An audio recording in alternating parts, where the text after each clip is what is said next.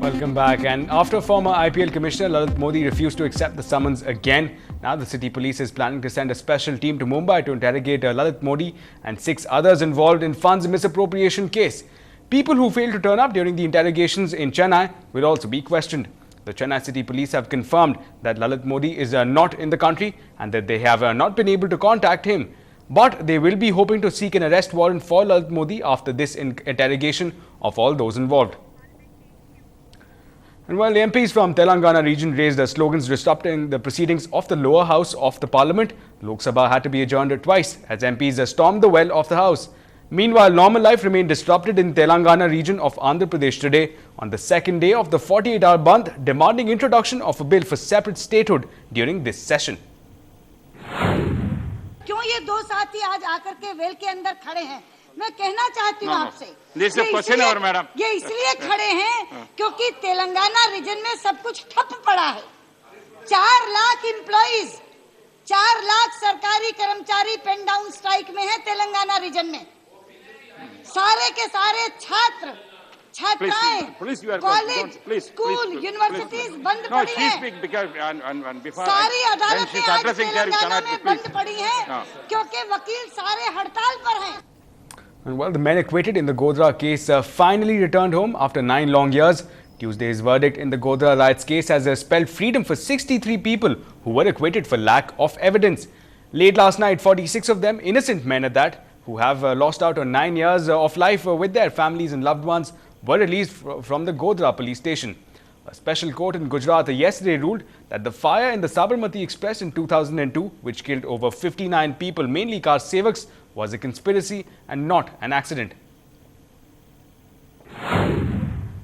मुझे जन्नत मिल गई, जेल से बाहर आया तो मुझे जन्नत मिल गई। अदालत के फैसले से खुश हैं? मैं जहन्नम में था, अभी जन्नत में हूँ। अभी तक नहीं की। चाचा इधर आ जाओ।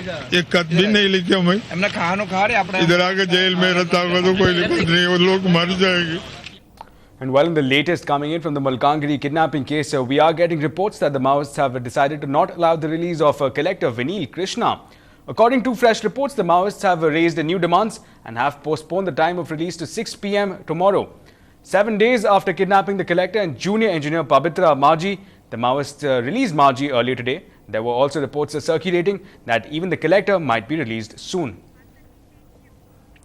And more national news, the top clergy of Darul Uloom Deoband has today decided that Ghulam Muhammad Vastanvi will stay as the Vice-Chancellor of the seminary.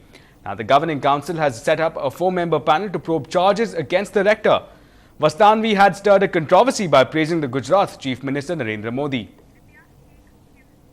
And well, in some international news, defiant Libyan leader Muammar Gaddafi vowed to fight to his last drop of blood. It was an all-out call for his supporters to strike back against the protesters, signalling an escalation on the crackdown. Now, on the streets of Tripoli and Benghazi, there was a mayhem, while shooting, bodies littering the streets and bursts of gunfire heard throughout the city. International alarm rose over the crisis. Meanwhile, many army units have sided with the protesters and a number of ambassadors abroad have defected. Meanwhile, Foreign Secretary Nirupama Rao has said that arrangements for air and sea evacuations are being finalized. We're making arrangements for passenger ships, and we've been able to locate one such ship which can carry about 1,000 passengers. And what we intend to do is to use this ship as a ferry that can pick up passengers from Libya and take them to the nearest safe point in a neighboring country from where they can be evacuated. Similarly, we would try and locate at least one more ship to do the same sort of task, apart from, of course, the aircraft that we will deploy for evacuation. Well, shifting our focus to another important issue, that's of course the budget.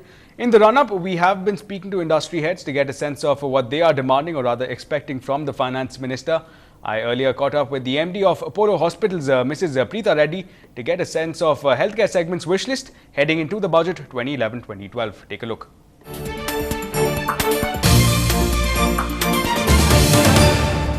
Well, as the budget day nears, there's a growing sense of anticipation about what really to expect come this Monday. And we have been talking to a lot of industry captains to get a sense of what they have in mind, what they are expecting from Finance Minister Pranab Mukherjee. And today, to dwell on that one question from the perspective of the healthcare segment, we're joined by Mrs. Reddy. She's the Managing Director of Apollo Hospitals. See, India today should actually compare ourselves with China. You know, we make this huge mistake about comparing ourselves with the US and the UK. But if you look at China, they did a few things right. They let the industry flourish. You know, they built out facilities both in the government and in the public sector. Then they created access for people. You know, they made health insurance attractive and mandatory. So, you know, people could actually have access into hospitals wherever they were available. And then they encourage hospitals in the remote locations and the smaller regions. So they did that. But the most important is the manpower. You know, they encouraged education, training and things like that, because today in India, even if we find the resources and the finances to build out a hospital, if we equip it with the best equipment possible, we still don't have manpower to man these hospitals. So just a final word right now, if we can summarize in perhaps 3 highlight points. If you could send a message right now to Pranab Mukherjee, what would those 3 points be? I would say, please give it priority sector and, you know, give us access to funds so that we can really build out phenomenal infrastructure. Please encourage people, find ways and means to make health insurance mandatory so that they can use this infrastructure. Allow public and private sector to work together in the area of education and skill development and training, because we need to man our facilities for the future. Great, ma'am. Well, the fierce opener Sehwag, feared by many a bowling lineups, may not be scared of slamming sixes when on 98, but he's definitely scared of the number 8. We'll tell you why on the other side.